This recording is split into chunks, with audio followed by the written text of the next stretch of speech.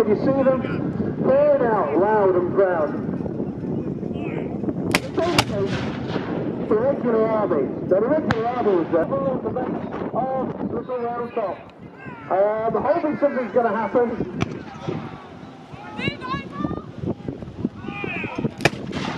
Oh, artillery! Artillery! Thank goodness.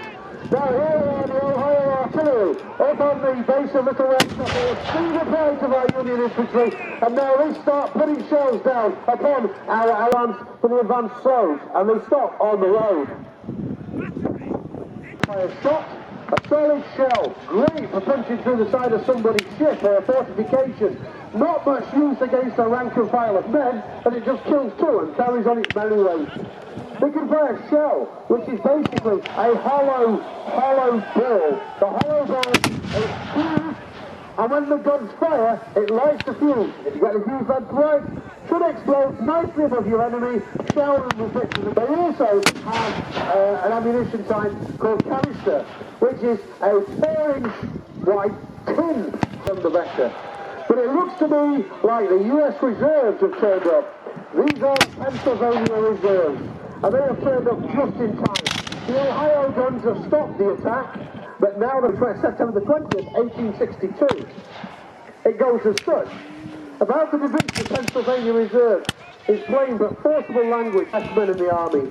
So they care for nothing. They fear, nor do they fear anything. The beginning of the war, and this is where the blue and the grey thing comes in. It's quite interesting. The Union Army is in blue, but their cadets are in grey. So the grey cadet uniform. The problem is some confusion because several states said, hang on, we don't want a uniform that's brown. We seceded from the government, stop the government telling us what to do. So you're not telling us what to do, you're not telling us what uniform we should have, so we're going to have our own uniforms. In fact, some of them refused to even join this argument. Jefferson Davis, the President of America of the South, Union soldiers.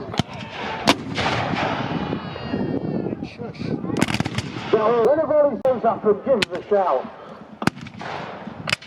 and told you that this would have been Civil War, the actual battle that we would have been looking at would have been 4 to 5 times the ranges that we're doing at. I meant to say this at the start. My bigger battlefield, and also you would drop after the combatants.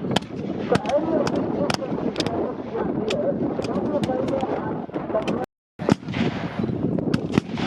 in flank. But I imagine also that the lines of battle. We'll go back to the guns for a bit. So we've got, as I mentioned earlier, the Union and the Confederates are both using rifles. Here we go. Now this is what happened. There we go. Now what happens here is that the Mears party, led by a young sergeant, rushes into the house. It's like something out of a movie, kicks in the door, and literally just sets the... The Americans like to tell us that the most common gun is the American musket, that lays down the barrel.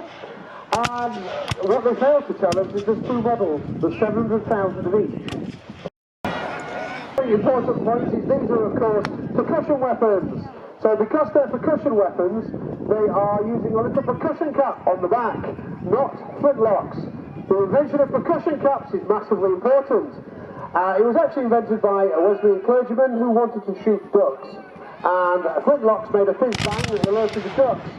So he made a small percussion cap that would fit on the back of the gun, and what that would do was send a nice stream of sparks down into the gun. It also allows repeating handguns.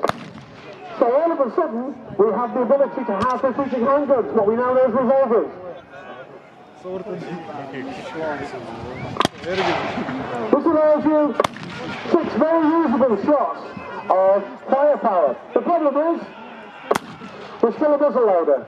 So even though we're still a muzzle loader, we have to load each individual barrel separately. And when we load each individual separately, it takes over 2 minutes. Which goes on to explain why these were not issued to general troops. Now at this point, our Pennsylvanians have made a big charge. They've made a big charge into the Confederate lines. They have taken prisoner the